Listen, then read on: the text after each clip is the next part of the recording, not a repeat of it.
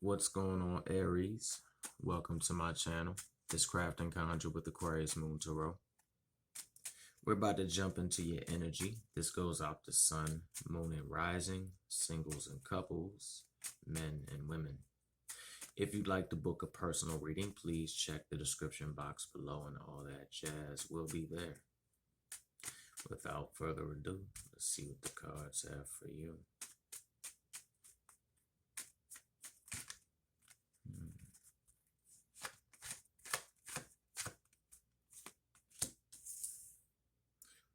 Swift communication. There might be communication coming your way from someone that is sharp with their tongue, but not always the wisest. Page of Cups opening energy. Page of Swords. Sorry. This person likes to come in swinging with news, perhaps an ex-boyfriend or an ex-friend, and they don't really have any empathy when they say things. It's good to speak your truth or speak the truth or a fact, but there are ways to do it. And the way that this individual does it is not really the best way. They use the way that they swing their sword to try to cut people with their words, because that's how they actually boost their confidence and boost, their self-worth. It's kind of sad, actually. Yeah, I do sense that it was an X, so I'm just letting you know if you got that on the lookout, just be wary. Yeah. You're going to shut them down. That was actually meant to be reversed. You're going to shut them down, though. They're going to come in. Also, for those that resonate with this, for a few, they're going to come in trying to woo you. And then when it doesn't work, when it doesn't work, they're going to take shots at you. Let's put it that way. So, that was a weird ass message. They still view you as a challenge, though, but also at the same time, this is sounding crazy, but their challenge might be on the aspect of they want to try to break you down. They're not good with people on that level of like really building a healthy relationship. They use intimidation tactics and beating people down. I'm not going to say certain words. I think you know where I'm going with it, in order to feel better about themselves or feel like the bigger person. And again, it's quite sad. So they view you as a challenge, but you're going to shut them down.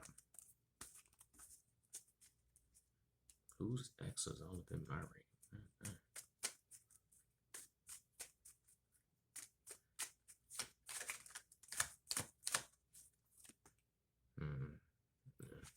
They're also like a King of Pentacles type of individual. You know what I'm saying? I'm not saying that they're that sign specifically, but I like to view this card as two possible aspects. The King of Pentacles can be great. It can be amazing.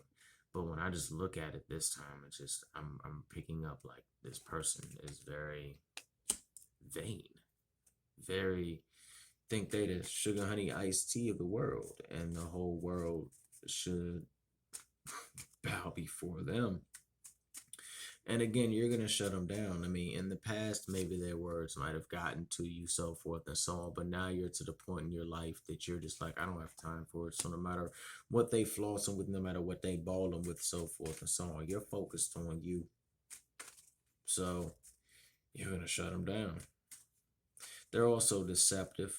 So, you know what I'm saying? And they kind of had you wrapped up in a mental prison once or twice, maybe before in the past, where they just had you bind it off, so forth and so on, or bound off from everything. You just shut everything down, so forth and so on, and just didn't want to share with anybody. Well, you moved out of that, and they're gonna try to take their swing at it, but you're gonna shut them down. You know what I'm saying? You got ships that are coming in, and you really just don't have time for their BS. You don't have time for what it is that they're talking about, so you're just shutting them down. But also, they are not a very kind person.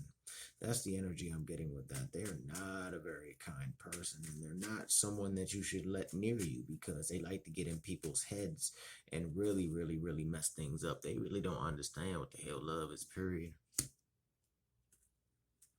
And that popped up in the other reading for another sign. So go check that out. Like I say, they're very deceptive and they have no clue what love is whatsoever. But I'm also hearing that a few of you are into the spiritual practices or the spiritual sciences, the magical arts, whatever you choose to call it. And, you're the magician in your world and the empress, and you're kind of divinely protected. So that person might want to chill, bringing you these thoughts because people put those thoughts in your head, so forth and so on, and chill with that before something like bad happens, like it gets struck down with lightning or something. Not literally, but you get where I'm going with it.